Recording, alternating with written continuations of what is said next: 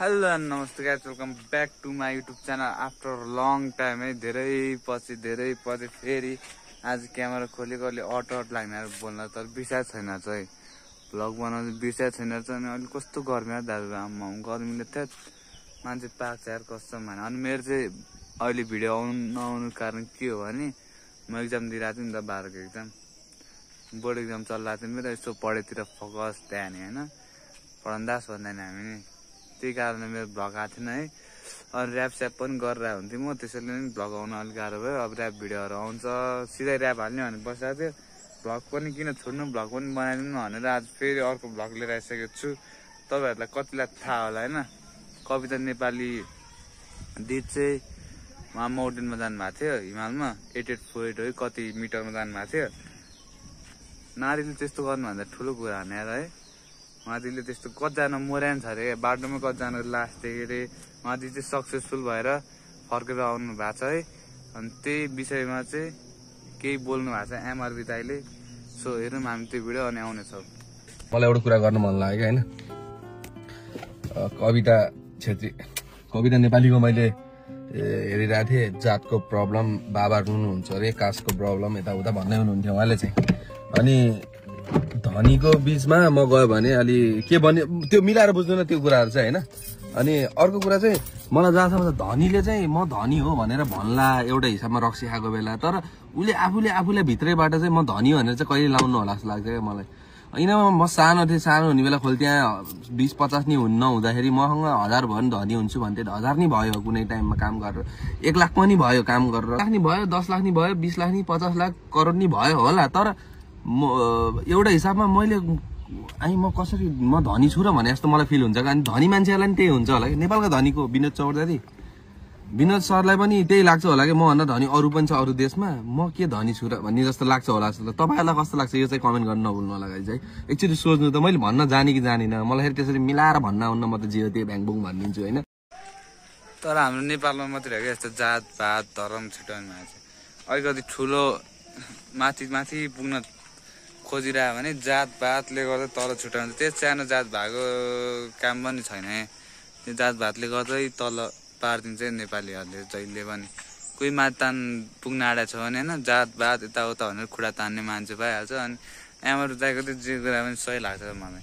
दाइले चाहिँ पोइन्टेबल कुरा गर्नुहुन्छ है, ठिक कुरा गर्नुहुन्छ है।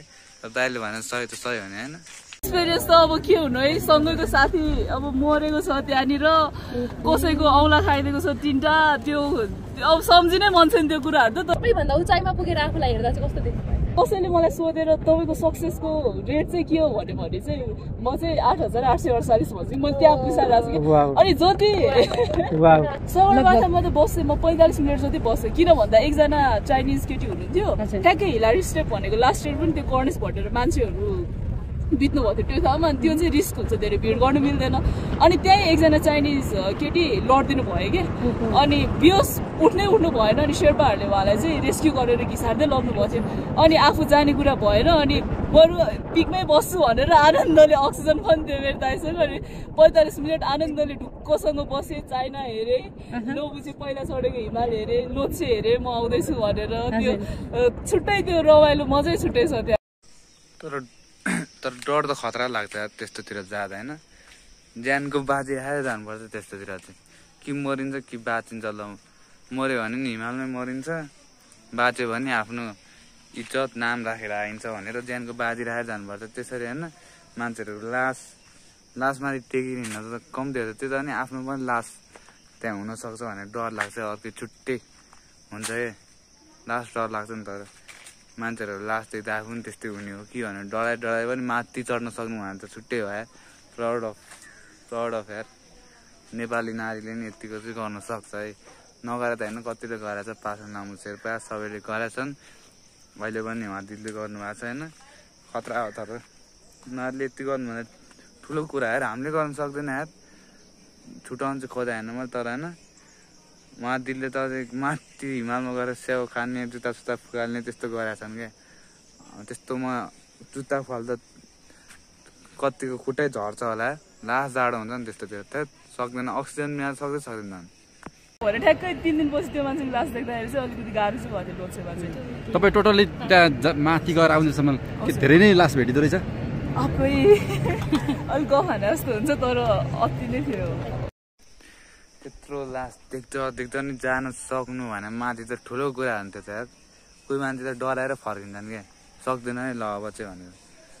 लास देख्छ तर लासहरू टन्ने त्यहाँतिर कहाँ मान्छेहरूले हत्तपत्त मान्छेहरू सक्दैन मरे नि मरोस् बाँचे नि त्यहीँ हिमालमै मर्ने नि त्यहीँ हिमालमै मर्ने बाँच्यो भने आफ्नो नाम राखेर आउने भनेर गान दिदी पनि त्यही कारणले त गाने याद चाहिँ कतिको आउँदो रहेछ? आउँदैन परिवारको याद आयो भने त एक खुट्टा नि माथि चढ्नु मन लाग्दैन। मेरो घरमा आमा चिन्ता होला बाउ चिन्ता होला भनेर क्या, किन त्यस्तो रिस्की कुरा हो नि त। बाटै पछि तपाईँको डेड बडिजहरू छ, कोही रेस्क्यु गरिरहेको छ, कोही हेलीमा लगिरहेको छ, कोही मान्छेहरूलाई घिसारिरहेको छ होइन। तर त्यस्तो माथितिर गएर आमाबाउ याद गर्नु भने चाहिँ ठुलो भुल गर्नु हो। किनकि आमाबाउले टेन्सन लिइरहेको हुन्छ, त्यसो सोचेर नै आफूको माइन्ड डाइभर्ट भएर होइन कस्तो अलि जानै सक्दैन झन् त्यसरी अरूको चिन्ता लिन थाल्यो झन् जानै सक्दैन, हार मानेर फर्किँदा हुन्छ क्या। त्यसरी केही नसोच्ने आनन्द जाने भनेर सोच्ने मात्रै अब मरिन्छ बाँचिन्छ भनेर मात्रै सोच्ने। सो मेरो आजको भिडियो चाहिँ यहीँसम्म है, यहीँसम्म मात्रै हो। सो दिदीलाई चाहिँ बिग रेस्पेक्ट छ, त्यत्रो माथि जानु भनेर ठुलो कुरा हो है। आजको भिडियो चाहिँ यहीँसम्म हो मेरो है। कस्तो लाग्यो तपाईँहरूलाई भिडियो? धेरै पछि लिएर आयो, यस्तै भिडियो बनाउँछु, अब ऱ्याप भिडियो गर्छु भन्ने सोचिरहेको छु मैले होइन। तपाईँहरूले सपोर्ट गर्नु होला। अनि आजको भिडियो कस्तो लाग्यो लाइक कमेन्ट सेयर सब्सक्राइब सबजनाले गर्नु होला।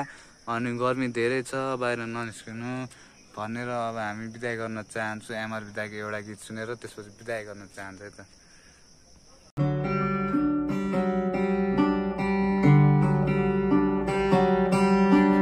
Say,